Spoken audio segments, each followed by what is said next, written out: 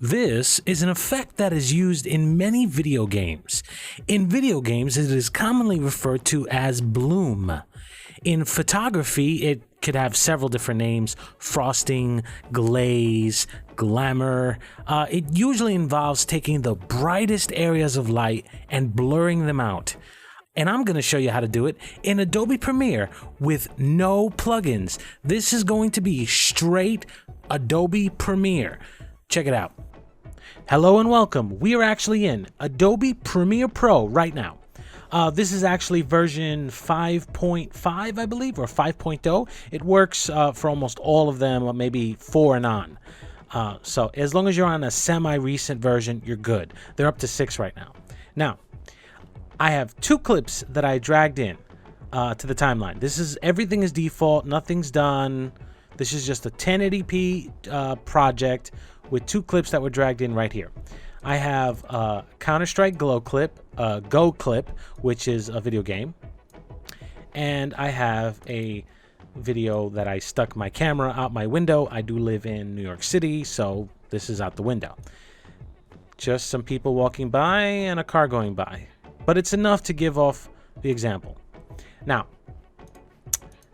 let's take the video game clip and we're going to drag it down into the timeline. So now we see it here. It looks good. Nothing wrong with it. Here's what you got to do. You're going to take the video clip that's in video 1 sequence right now and you're going to bring it up to video 2. You're going to take another copy of it and drag it down to video 1. So basically you have the same video clip overlaid on top of each other. Now, in the effects sequences, the effects over here, we're going to go for video effects, keying, Luma key. And we're going to drag it to the top video clip. Now, you didn't see anything happen. I dragged it, but nothing changed. Well, let me hide the bottom layer. And now you can see a difference in the top layer. The top layer actually, it removed the shadows and the darker areas. Now, I'm going to go back to effects. I'm going to go to blur and sharpen.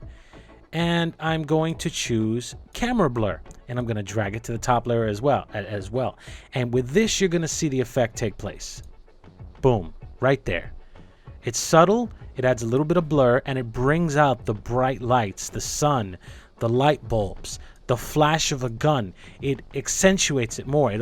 Dare I say it, it can accentuate horror. It can accentuate dreams, love. This effect is used a lot to generate an emotion. So for certain circumstances, it is a very valuable effect to do. Now, let me find a good scene and show. Yeah, this is that. Wait, now let's find a nice scene right here. You can see the wall, the skylights in the background.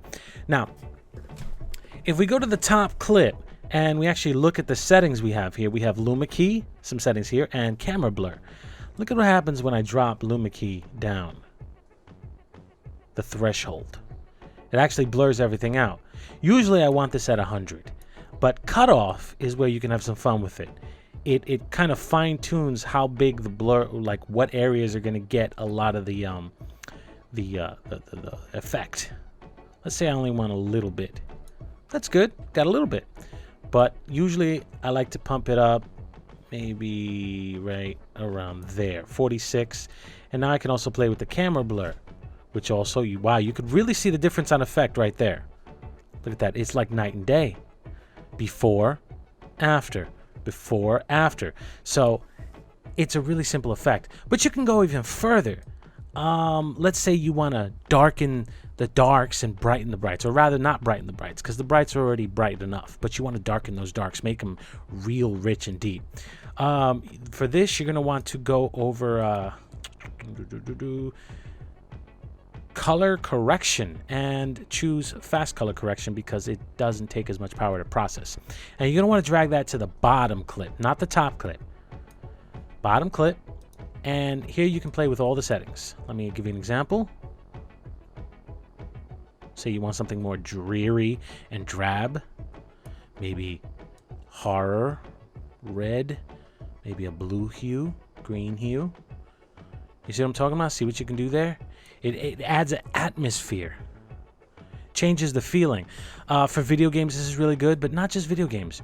Real life. Let me give you an example. I'm going to take the outdoor clip of just outside. Actually, it's actually a 720p file. So I'm going to... wow.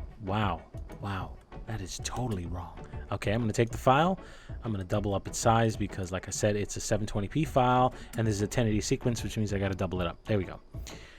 So you see it right here, just a normal everyday street. Now let's say I take the settings that were in the first file and I copy them over exactly as they are. Camera blur. Right off the bat, look at that. Look at how nice and dreamy it is. Now I can take the color, fast color correction, bring it to the bottom. Boom. I just created an effect. Totally different feeling. The blurs might be a little too high. You can blur them out, blur them less. This almost looks like the 70s. Let's add a little bit of blur, and we're gonna actually control it from up here.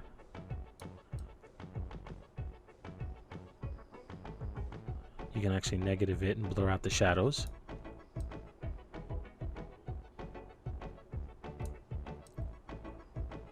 Let's bring this up, bring that down.